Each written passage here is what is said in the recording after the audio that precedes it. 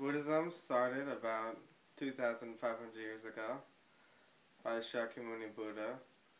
He was a prince to a kingdom, and then his father gave him a very sheltered life, and he tried to shelter him away from kind of like experiences of hardship, because when he was born there was a sage who came, and he predicted that either he would become an enlightened master or he would become a great king.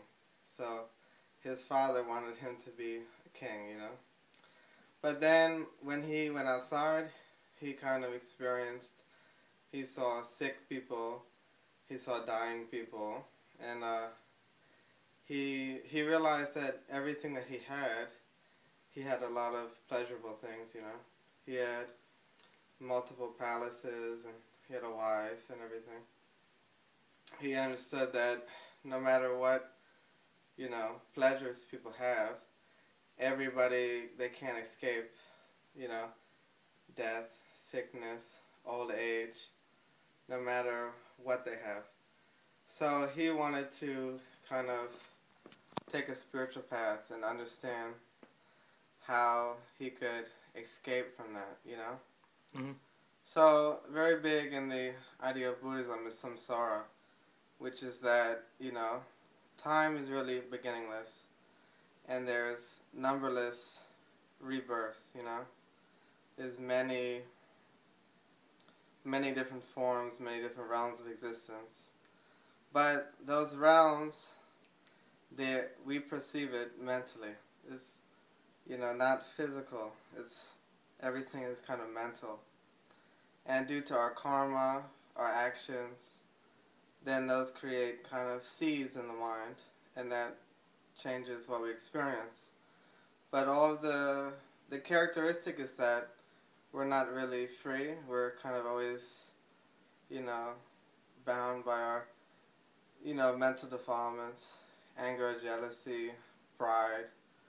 And what Buddha did basically is that in Buddhism we talk about this, the, you know, part of the mind that is not tainted by any of this. Primordially is always pure.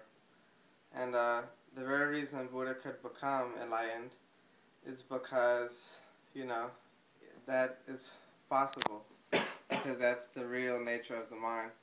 So he practiced for 6 years, you know, strict asceticism. He ate a few seeds every day, barely drank any water. But he realized that none of these methods truly helped him reach enlightenment. So then, you know, at Bodh Gaya, he sat under the Bodhi tree, meditating for a long time. Then he reached enlightenment, you know. Enlightenment in Buddhism, we consider enlightened being has omniscience. That means past, present, and future, you know, they're simultaneously aware of everything. They have great compassion for all beings, you know, all beings that are in the, you know, basically the existence of suffering. Any of the realms, whether it's, you know, we talk about many different realms in Buddhism, hell realms, ghost realms, God realms, animal realms, but everything is considered, people aren't truly free, people aren't truly happy. We're always looking for happiness outside of ourselves, something nice we like, we want something or we don't like something. And, you know, Buddha taught the Dharma, which is the path of how to live right, that the negative emotions that we have, they only cause us more suffering and more hardship, you know. And this particularly is Tibetan Buddhism here, which we follow, you know. Guru Rinpoche is another kind of master who introduced it. And it's, you know, very interesting and powerful methods where, you know, we use many different practices. And, yeah, basically the point of Buddhism is trying to change ourselves, change our minds, and with the motivation of all sentient beings, numberless sentient beings that basically have no power, you know. None of us, we can't control what's going to happen to ourselves. Everybody, we would like to be happy, but we don't know what's making us happy, what's making us not happy. We think many external things, some parties, some friends, it's very fun, it's giving us happiness. But we're confused because we don't really understand karma. What is making us happy, what's making us not happy. People that have everything, they're rich, they have many cars, anything they can do, they're never happy. And because, they do that with, as long as we do anything with jealousy, pride, anger, selfishness, we're creating causes, that will lead to suffering. So, Buddhism, we try to, not focus too much on doing all these things that are negative. It's very important, no killing, no stealing, no lying, because we consider, in our pursuit of happiness, whatever we try to do to make us happy, we're stealing, we're killing, lying, or we're jealous, or we have desire. All of that's making us suffer, actually. Whatever we think is making us happy is not making us happy. And everything that most of us do, we think about just this one life. Because, many people, we don't believe in either previous or the future. Well, what Buddhism says is that, the mind, the consciousness, is not something physical. So everything matches with cause and effect. So, the way our mind works is that every moment of consciousness is preceded by another moment of consciousness. So we accept is that, a physical cause, like an egg or something like that, egg and semen, that couldn't produce a non-physical result of a mind. So the only cause has to be similar. It has to be another mental event, When we look at our experience of consciousness, it always goes back. So that's why we consider previous life and future life.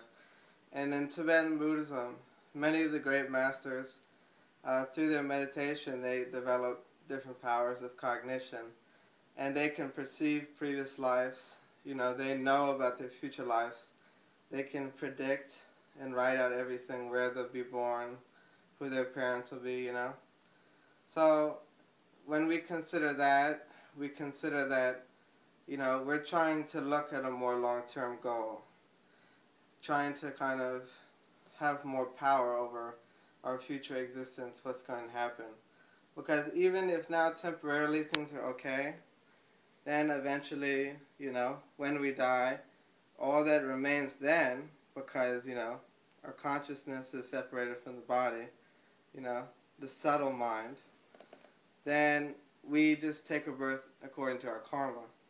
And most of our karma, what we're doing, we have a lot of good karma and unvirtuous karma. But either way, we never can escape, really, always circling in all these different existences. It's considered in detail everything in Buddhist teaching, all of the realms, all the types of beings, all of the type of sufferings that they have, And it's not like a, pessimistic religion that we always talk about, life is suffering. Actually, the whole purpose is we're trying to find true happiness, True happiness for ourselves, but also everyone else. The reason why everyone practice, the great masters, is so that they can benefit people. Once they, recognize the higher qualities, then they can help people. They can, explain to them, teach them, all the practices.